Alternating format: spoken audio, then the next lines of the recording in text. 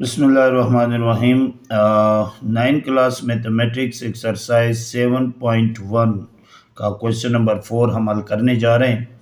Question number 4 में क्या कह रहे हैं कि show that A -402, B 104, C 3O-4 and D -2 and -3 are vertices of a square. ये शो करो कि ये ए बी सी डी जो वर्टिसेस है ये स्क्वायर के हैं। अब स्क्वायर में क्या होता है, स्क्वायर ऐसे कि इनके चारों साइड जो होते हैं यानी ऑल साइड्स इक्वल होते हैं।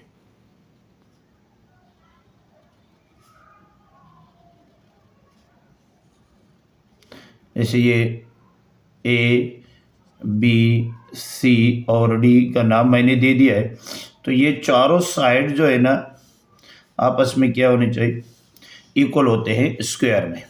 लेकिन सिर्फ स्क्वायर नहीं है जिसके चार साइड्स बराबर होते हैं, एक और है जिसको हम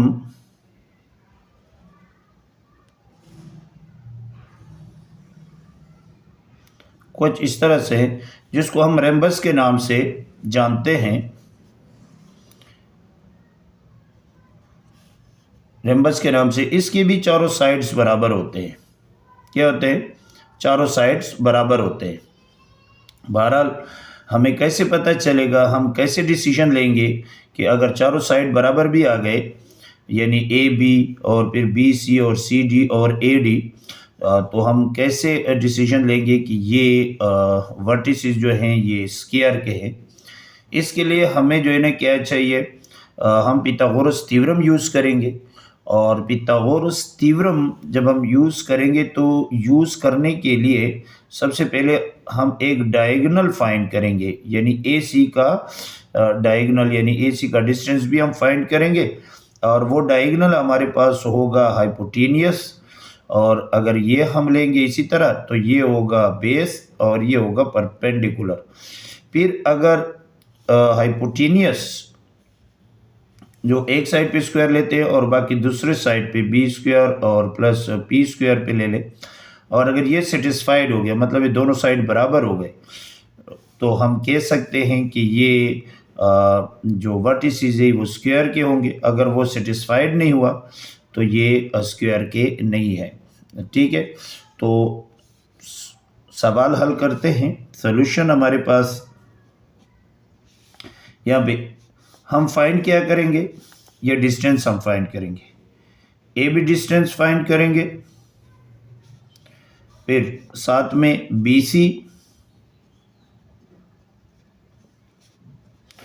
सी डी लिख सकते हो और डी सी भी लिख सकते हो, ये फाइंड करेंगे। और ए डी ये भी हम फाइंड करेंगे।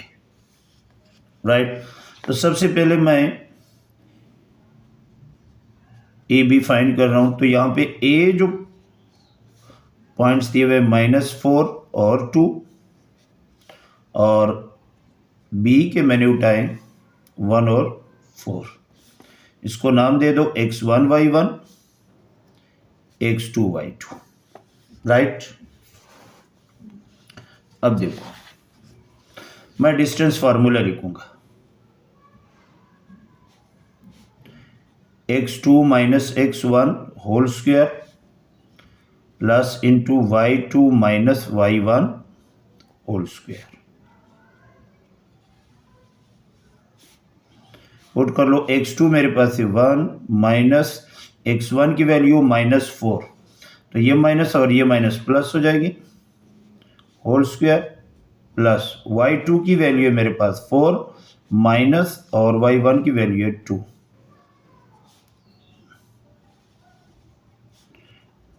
1 जमा 4 5 पर स्क्वायर, प्लस 4 में से 2 निकालो 2 पर स्क्वायर, तो ये आ गया 25 प्लस 4 और जमा कर लो तो ये 29। तो ए बी का जो डिस्टेंस आया वो हमारे पास 29 आया। इसको मैंने इक्वेशन 1 का नाम दे दिया। अब फाइंड करेंगे बी सी।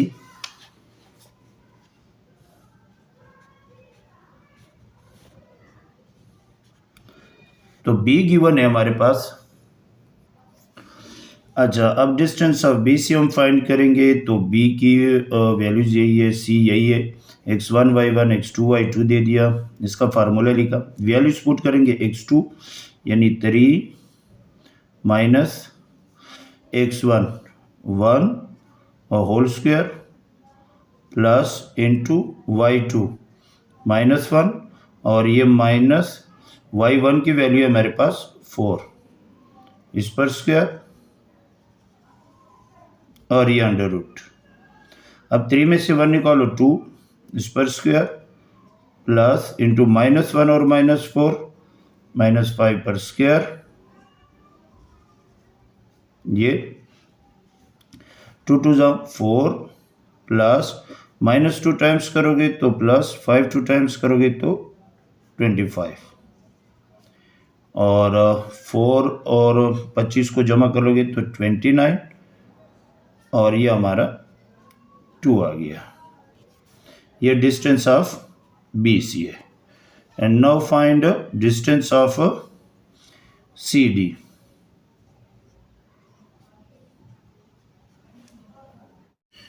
अब डिस्टेंस ऑफ सी डी है, तो सी 3 -1 और D -2 -3 x1 y1 x2 y2, यह डिस्टेंस फार्मूला लिखा, इसमें वैल्यूज पुट करो। x2 है मेरे पास -2 और फिर ये माइनस x1 की वैल्यू है 3 होल स्क्वायर प्लस y2 है मेरे पास -3 माइनस और y1 की वैल्यू -1, तो माइनस माइनस प्लस और ये 1 होल स्क्वायर अंडर रूट, ये -2 और -3 -5 पर स्क्वायर प्लस -3 + 1 -2 पर स्क्वायर,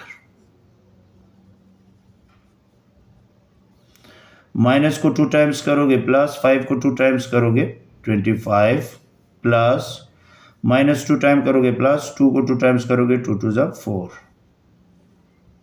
और 25 और 4 जमा करोगे तो यह आ गया 29 और इसको मैं क्वेश्चन 3 का नाम देता हूँ। नेक्स्ट फाइंड करेंगे डिस्टेंस ऑफ ए डी।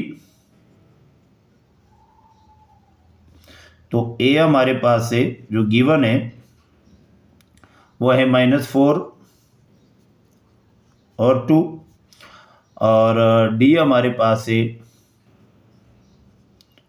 -2, -3, ये x1 y1 x2 y2। तो distance formula x2 - x1 whole square plus into y2 - y1 whole square. अब यहां पे देखो x2 है मेरे पास -2 माइनस और x1 है मेरे पास -4, तो minus minus plus 4 whole square plus into y2 की वैल्यू है मेरे पास -3 और y1 की वैल्यू है ये माइनस फार्मूले वाला और y1 है 2 स्क्वायर, तो ये आ गया -2 + 4, ये 2 का स्क्वायर प्लस और -5 का स्क्वायर, ये आ गया 4 + 25 और ये आ गया मेरे पास 29 और इसको मैंने इक्वेशन 4 का नाम दे दिया। अब हमारे पास from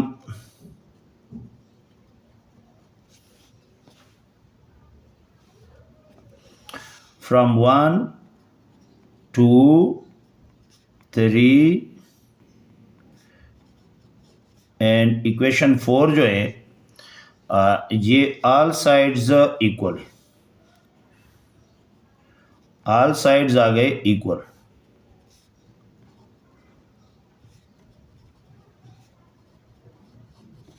all sides are equal आ गए लेकिन अब डिसाइड हम कैसे करेंगे कि ये स्क्वायर के हैं।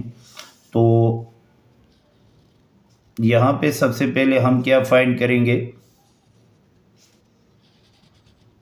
एक डायगोनल फाइंड करेंगे।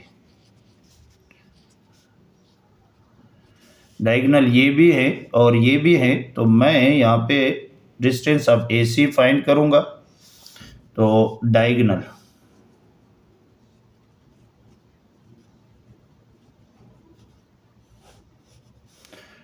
डिस्टेंस ऑफ AC, तो सबसे पहले यानी A जो मेरे पास गिवन है वो -4 और 2 है, और C मेरे पास क्या है 3 और -1। डिस्टेंस फार्मूला लिखो, यानी डिस्टेंस ऑफ AC यह हमारे पास है, ये x1 y1 का नाम दे दो, x2 y2, तो ये x2 minus x1 whole square plus into y2 minus y1 whole square. और ये अब इसमें पुट करो, x2 3 माइनस और x1 की वैल्यू -4, तो ये +4 होल स्क्वायर प्लस y2 -1 और ये -2 होल स्क्वायर। ये आ जाएगा 7 पर स्क्वायर प्लस ये -3 पर स्क्वायर। अब 7 7 जब 49 प्लस -2 टाइम्स करोगे प्लस 3 2 टाइम्स करोगे तो 9। अब ये आ गया, इनको जमा कर लोगे तो 58। यह हमारे पास डायगोनल आ गया, यानी distance of AC, right.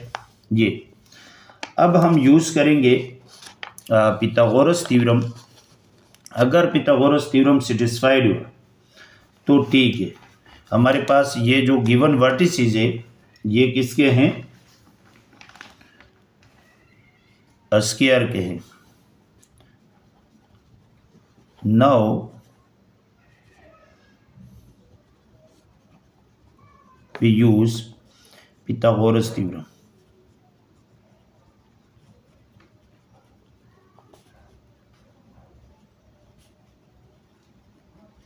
Pythagoras theorem में हमारे पास हाइपोटेनियस का square is equal to base का स्क्वायर प्लस परपेंडिकुलर का स्क्वायर। अब परपेंडिकुलर हमारे पास हाइपोटेनियस मेरे पास ये डायगोनल आता है, जो डायगोनल मैंने फाइंड किया, मतलब ये AC पर square is equal to BC base AB का स्क्वायर प्लस परपेंडिकुलर BC और यानी BC पर स्क्वायर। अब देखो AC हमारे पास आया, अभी हमने जो फाइंड किया था 58 अंडर रूट और इस पर स्क्वायर। AB मेरे पास है 29 पर स्क्वायर अंडर रूट पर 29 अंडर रूट स्क्वायर, और BC मेरे पास अंडर रूट 29 पर स्क्वायर। ये कैंसल, ये यहाँ से कैंसल, ये यहाँ से कैंसल, 58 इज इक्वल टू ये 29 प्लस 29 और ये 58 इज इक्वल टू 58। दोनों साइड पे क्या आ गया, बराबर आ गया। ये दोनों साइड बराबर आ गए तो सिंस यानी हाइपोटेनियस का स्क्वायर ये बराबर आ गया B square plus P square का, राइट। यानी so angle is right angle. Right angle means 90 degree हो, और फिर अब ऑल साइड्स हमारे पास क्या है, एक तो ये आ गया कि एंगल इज राइट एंगल आ गया है, दूसरा ऑल साइड्स बराबर है, साइड्स आर इक्वल। तो हम कह सकते हैं, हम डिसीजन ले सकते हैं कि hence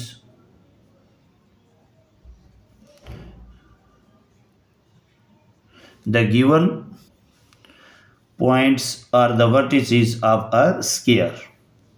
क्योंकि एक तो हमारा जो हाइपोटेनियस पिथागोरस थ्योरम है ये सेटिस्फाइड हुआ, राइट एंगल आया, और दूसरा ऑल साइड्स भी इक्वल है, तो hence the given points are the vertices of a square.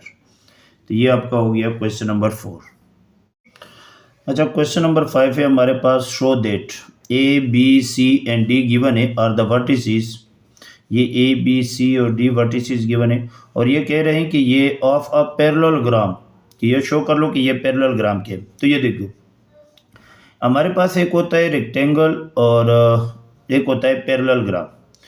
Rectangle और पैरेललोग्राम के अपोजिट साइड जो होते हैं वो आपस में बराबर होते हैं, यानी ये वाला साइड इसके बराबर होता है और ये वाला साइड इसके बराबर होता है। लेकिन रेक्टेंगल और पैरेललोग्राम में हम डिसीजन कैसे लेते हैं कि ये पैरेललोग्राम के हैं या रेक्टेंगल के हैं? तो पिथागोरस थ्योरम के ज़रिए, अगर Pythagoras theorem right angle triangle आया यानी सेटिस्फाइड हुआ, दोनों साइड बराबर आ गए, तो वो रेक्टेंगल के हैं, जो वर्टिसेस है वो रेक्टेंगल के हैं। और अगर वो सेटिस्फाइड नहीं हुआ पिथागोरस थ्योरम, यानी दोनों साइड इक्वल नहीं आए, तो पैरेललोग्राम के हैं। ठीक है, तो सबसे पहले हम क्या करेंगे, ए बी साइड फाइंड कर रहे हैं और डिस्टेंस फाइंड करेंगे, फिर डी सी का डिस्टेंस फाइंड करेंगे, ये दोनों बराबर आना चाहिए, और ए डी का जो डिस्टेंस है और बी सी का डिस्टेंस है ये दोनों बराबर आना चाहिए। तो सबसे पहले हम फाइंड करते हैं ए बी का डिस्टेंस, वही डिस्टेंस का फार्मूला लगाएंगे, इसी तरह पुट करते रहेंगे। तो यहाँ देखो ए बी डिस्टेंस हम फाइंड कर रहे हैं, ए और बी के पॉइंट्स मैंने उठाए, x1 y1 x2 y2 का नाम दे दिया, डिस्टेंस फार्मूला लिखा। अब इसमें पुट करना है, x2 वैल्यू है मेरे पास 0 और x1 की वैल्यू है मेरे पास -4, तो ये माइनस और फार्मूले वाला माइनस प्लस और 4 होल स्क्वायर प्लस y2 है -2 और y1 है मेरे पास -1, तो ये माइनस और फार्मूले वाला माइनस प्लस और ये 1 होल स्क्वायर अंडर रूट, ये 4 स्क्वायर आ जाएगा प्लस और ये -1 स्क्वायर आ जाएगा, क्योंकि -2 + 1 -1 अंडर रूट 16 + 1 जमा कर लोगे ये 17 आ गया। ये टाइम की बचत की वजह से मैंने ये ऑलरेडी लिखा है। और अब हम फाइंड करेंगे डी सी का डिस्टेंस। तो डी पॉइंट मेरे पास गिवन है, डी पॉइंट है मेरे पास 2 2 और सी के जो वर्टिसेस है, जो पॉइंट्स है वो 6 और 1। ठीक है, अब डिस्टेंस का फार्मूला हम लिखेंगे। अब फिर वही डी 2 2 एंड सी हमारे पास 6 और 1, x1 y1 x2 y2 distance formula मैंने लिखा है और इसमें अब हम पुट करना शुरू करें। x2 मेरे पास है 6 माइनस x1 मेरे पास है 2 होल स्क्वायर प्लस y2 है 1 माइनस और y2 है 1 और y1 है मेरे पास 2, तो होल स्क्वायर। तो 6 में से 2 निकालो, 4 स्क्वायर प्लस और +1 -2 -1 होल स्क्वायर, ये 16 आ जाएगा, प्लस -2 टाइम्स करोगे प्लस 1 1 सा 1 और इनको जमा कर लोगे अंडर रूट 17 आ गया। तो ये दोनों अपोजिट साइड है, ये दोनों अपोजिट साइड तो बराबर हो गए। अब यहाँ पे जो फाइंड करूँगा ए डी, तो ए पॉइंट्स मेरे पास गिवन है -4 है और -1, और डी पॉइंट जो है मेरे पास 2 और 2, x1 y1 का नाम दे दिया और x2 y2 का नाम दे दिया। अब डिस्टेंस का फार्मूला लिखेंगे, वही डिस्टेंस फार्मूला, और इसमें वैल्यू पुट करें, x2 की वैल्यू है 2 और ये माइनस, और x1 की वैल्यू -4 माइनस माइनस प्लस और ये 4 होल स्क्वायर प्लस y2 है 2, y1 की वैल्यू -1, तो ये माइनस और फार्मूले वाला माइनस प्लस 1 होल स्क्वायर, ये 6 स्क्वायर प्लस ये 3 स्क्वायर, 6 6 = 36 प्लस 3 3 = 9 अंडर रूट, इसको जमा कर लोगे 45 आता है। इसको मैंने इक्वेशन 3 का नाम दे दिया है। अब हम फाइंड करेंगे डिस्टेंस ऑफ बी सी। तो बी की जो वैल्यू है मेरे पास वो 0 वर्टिसेस वो -2, और जो सी है सी की जो वो है 6 और 1, ये x1 y1 x2 y2। अब डिस्टेंस का फार्मूला लिखेंगे। अब ये है डिस्टेंस का फार्मूला, यानी बी सी जुड़ x2 minus x1 whole square plus y2 minus y1 whole square under root. Values put करो, x2 है मेरे पास 6 माइनस और x1 है मेरे पास 0 होल स्क्वायर प्लस y2 है मेरे पास 1 और y1 है मेरे पास -2, तो माइनस और ये वाला माइनस प्लस और 2 whole square under root 6 square plus ये जमा कर लो 3 पर square under root 36 plus 9 under root और ये आ गया 45। अब हमारे पास जो आ गए ये फ्रॉम 1 2 3 एंड 4, ये जो ए बी आया है, ए बी बराबर है, ए बी का जो डिस्टेंस ये बराबर है डी सी का, और जो ए डी का जो डिस्टेंस है वो बराबर है बी सी का। मतलब अपोजिट साइड जो है ना आपस में इक्वल है, अपोजिट साइड्स आर इक्वल। तो हम ये डिसीजन कैसे लेंगे कि ये जो वर्टिसेस है ये पैरेललोग्राम के, यानी ए बी सी और डी। अब मैं यहाँ पे ये डायगोनल फाइंड करूँगा, ए सी डायगोनल, फिर यहाँ पे पिथागोरस थ्योरम इस्तेमाल करूँगा। तो सबसे पहले हम डायगोनल फाइंड करते हैं।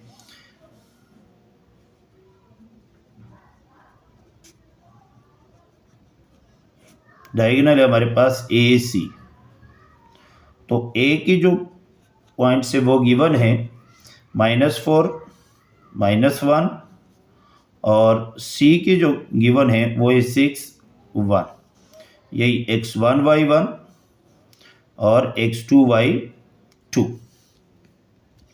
अब ये डिस्टेंस का फार्मूला लिखेंगे। अब ये distance formula x2 minus x1 whole square plus into y2 minus y1 whole square under root.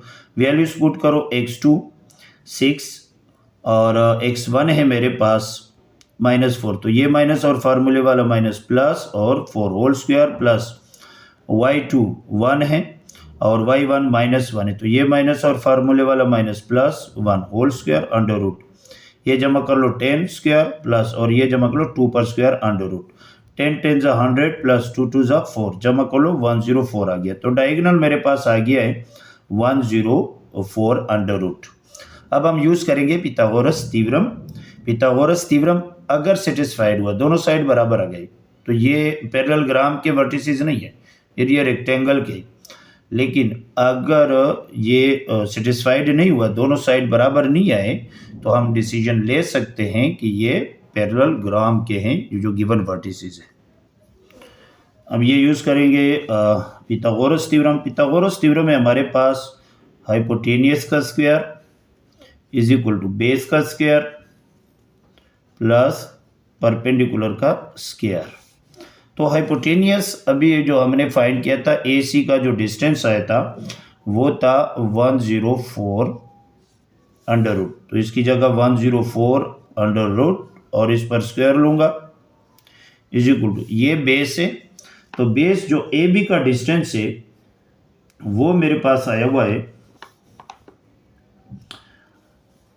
Under root 17, तो अंडर रूट 17 पर स्क्वायर प्लस और बी सी का जो डिस्टेंस हमारे पास आया था वो है 45 अंडर रूट, तो यहाँ पे लिखूंगा 45 अंडर रूट और इस पर square.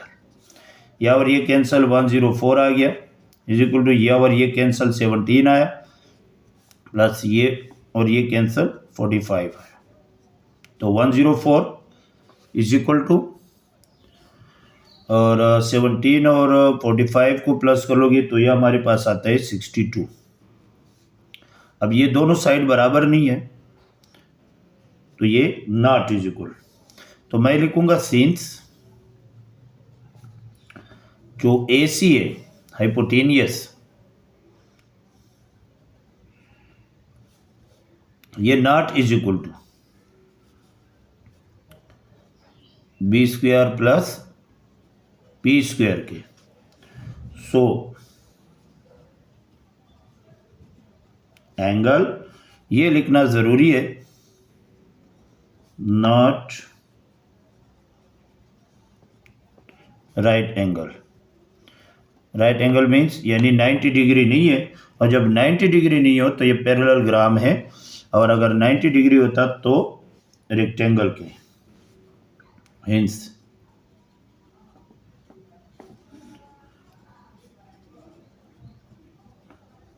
the given points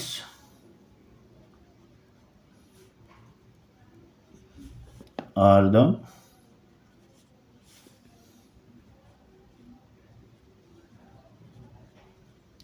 vertices of a parallelogram.